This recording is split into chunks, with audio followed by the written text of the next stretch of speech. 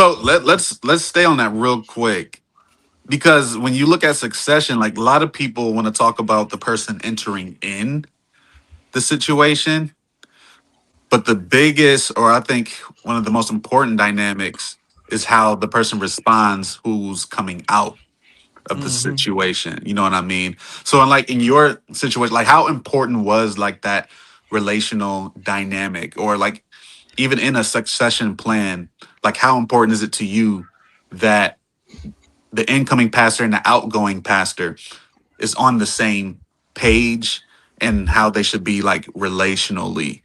Because a lot of people don't talk about it. Like that's a tough thing for an outgoing pastor Yeah. to transition out of, like especially if you're talking about a pastor who planted their church or was pastoring for like over 20 years. Right. Right. Like that's just as much as tough for them as it is for the individual coming in. You know, And so how sometimes was that? tougher. Yeah. Sometimes tougher Mm-hmm. because the one coming in, sometimes they have time to get the congregation to on their side, to follow them, especially if the pastor or the senior pastor is still alive. They still got time to get the people on their side. They still got time to explore their vision. They still have time to exercise and walk it out. Because if you kick a pastor out in the first year of him coming in, and unless he's doing something real crazy, you ain't giving him a chance. But the ones that's going out a lot of times, especially if Bishop Buford's still healthy. I'm talking the brother runs.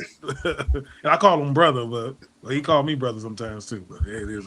But he runs, he exercises, still in his right mind. Like legit in his right mind. So there has to be a certain level of humility to release something to another generation for them to take what you've been carrying on. Yeah. So, and then one of the things, I'm going to echo something I've heard a lot of our older pastors say. We don't know what y'all going to do with it when we turn it over to y'all. I'm so serious, man. I've heard so many people say, we don't know if y'all going to tear it up. We don't know if y'all going to honor the ones that came before. We don't know. So we are some pastors, they really are ready to let it go. Yeah. But they don't know who to let it go to. And they don't want to see what they built be torn up like bruh. Let me think something.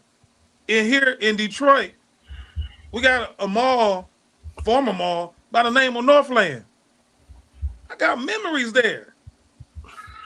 Yeah. I have memories. Norm know what I'm talking about. We have memories walking through Northland Mall. Being kids, teenagers.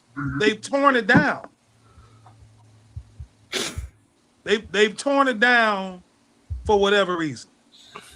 How do you drive by, walk by a place that has so many memories and now it's destroyed? And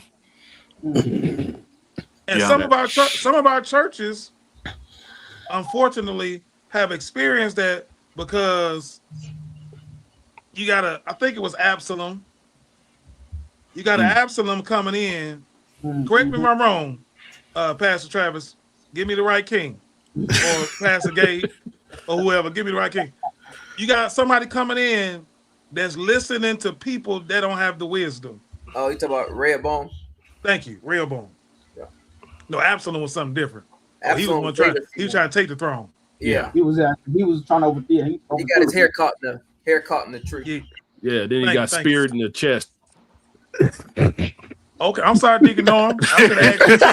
I'm just saying. I mean, So me and Norm get left out all the time. Like we just don't know nobody. No, stop. I don't know nobody in the Bible. All I know is Adam and Jesus. That's all I know. Adam and Jesus. That's crazy. All I know is Adam and Jesus. That's all I know. Deacon Walt, Trustee Walt, Deacon Walt. I'm sorry, bro. I'm sorry, man. I'm sorry. That was just my normal pivot. I'm sorry. What does Gay say? America, please forgive me for America. doing my brother like that. Gabriel Mack. That's Bernie Mac line. Amen. But no, so it's messed up to go around somewhere that that's destroyed because you didn't listen to people that knew the way. Mm. Yeah. So part of my job, and that's one of the things I do. Bishop Buford he's our emeritus, he's my overseer. But man, I got about 4 other they were senior pastors or a senior something in church that are somewhat my board of advisors that I can go to and glean from and ask. And I got the blessing of having a success. I mean, what is he? I'm the successor. He's the predecessor. The predecessor. Yeah. I have the benefit and the blessing of him still being alive. Right. Mm. Right. So one thing I would say, Joe, and this I've said this before in this show, and I think to me you really epitomize the physicality of the phrase, because I've said it before that a friend of mine would say that he stopped trying to be impressing and just started doing impressive things. That's what he would do. He wouldn't because for a while he would always try to be the big shot. Say, you know what? I would stop doing that. I started doing impressive things that ultimately got me further. That takes me to you, Joe. When I came to your service, there were so many people that came to support you, Joe Henry. And I know you are a very humble guy. And I know this. But when I'm looking at, I'm seeing bishops from other reformations and coming to support you, Joe Henry. And for that, I mean, that's just my love, my applaud for you for that, because you show you that can be a lot. A humble person, but have impact across all levels. So I think that to you, I say keep that up for that. That's my encouragement to you, for sure. Yeah, like we're talking about like awesome like big name folk. Yeah. That was even the church nurse canceled the show for it. Even the church nurse canceled the show. It was all for you, Joe. I saw the roster. You had some heavy hitters there. Yeah. I just want to say that this is definitely your season, Pastor Henry. That the Lord has put you in a place where, as you said in your own words, you came back to where you grew, and now you're the senior shepherd there, looking out for souls, and then also you're assistant council chairman for Great Lakes. It's just your season. It's just your time, my friend, and we are all watching and all praying the best for you and learning from you as you walk. That's right. And do that. So let me get that out the way, because Gabe keep talking. I want to get something in, so let me talk a little bit. Hey, I thought Brandon was about to prophesy. I thought he was about to say, "Lift up your hands." Lift up your hands. So taking over. Talk about succession. I was on the road while you were talking earlier, and you were talking about mentorship. Let me go back a little bit, and you were saying how you were looking for a mentor, and I think that is so. I don't know if we do mentorship well as a collective. I don't think we do. And if you could talk to us about how that spending that time with Bishop Martin helped prepare you for what you said God called you, but it wasn't for the now, but it was for later. How important, how impactful was that? It was very, very important, very impactful. I would say this. Sometimes you don't know what you have or what you had until you're exposed to more. Man, I learned so much under my dad. My dad started from scratch. As Bishop Martin, but I was there from day one with my dad. I bet I went there. I was living in his house. But I was there from day one with my dad for 11, 12 years. So I saw ministry grow from 3 to maybe at the most, maybe about 50. Maybe about 50. So that was a blessing. But then leaving him, going to Bishop Martin, who took me in, And to see him operate at such a level of excellence,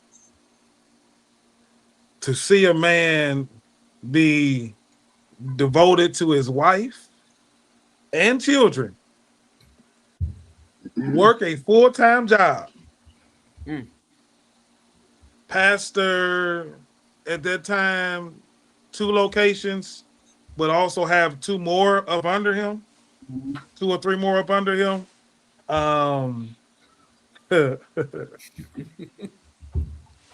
And to seemingly not have a lack of energy and strength, Right. Yeah. preach twice every Sunday, Woo. 10 and 12, and preach with still so much power, Mm-hmm. blew my mind. Working a full-time job, may I add, not taking a salary from the church. Full-time job, not taking a salary from the church, but pouring into the church.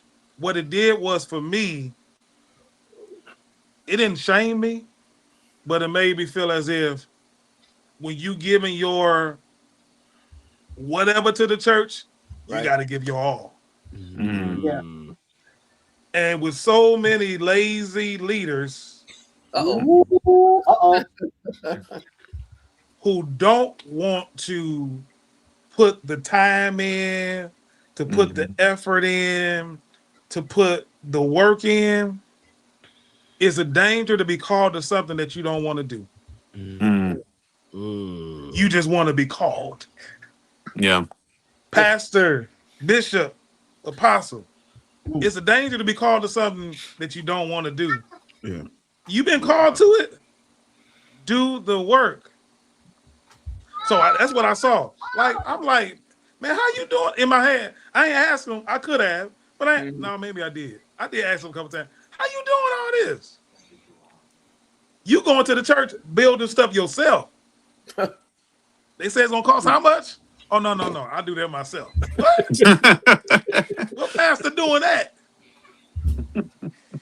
Wow. Like, I'm like legit working full time and then going to the church, and then wife still in love with him. Like, you spend all the time in the church. The wife still love you, but it ain't in love with you. You know what I'm saying? Like, they love, like, I love you, but my God, I don't even know who you is. You ain't here.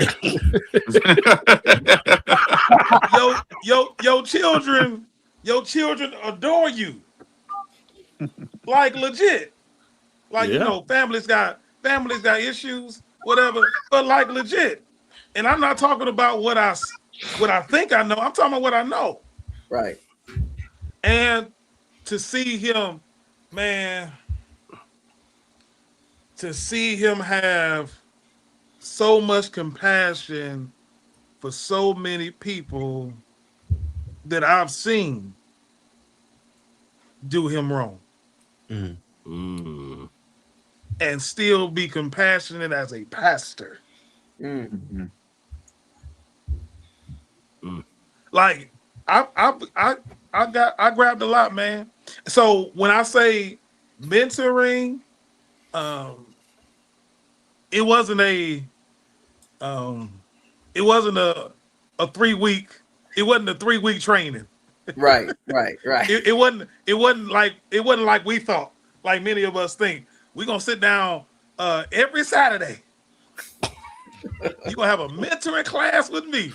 No, it was mostly follow me, be with me. And it was, you have an open door to talk with me, ask questions whenever. That's good. That's real good. That's So really that blessed me. That blessed me. And I learned a lot from Bishop Martin. That's awesome.